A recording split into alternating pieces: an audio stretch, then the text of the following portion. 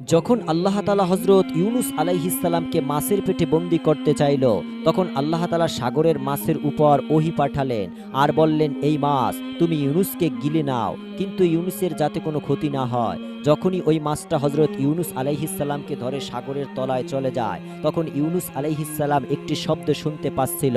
তখন নিজের মনের ভেতরে বলেছে, এটা কি হচ্ছে?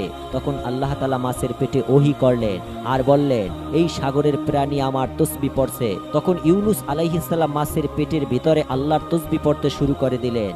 যখন তার তাসবিহ ফেরেশতারা পড়া শুনতে পেল, তখন ফেরেশতারা বলল, হে আল্লাহ, সাগরের তলা থেকে হালকা হালকা শব্দ পাচ্ছি।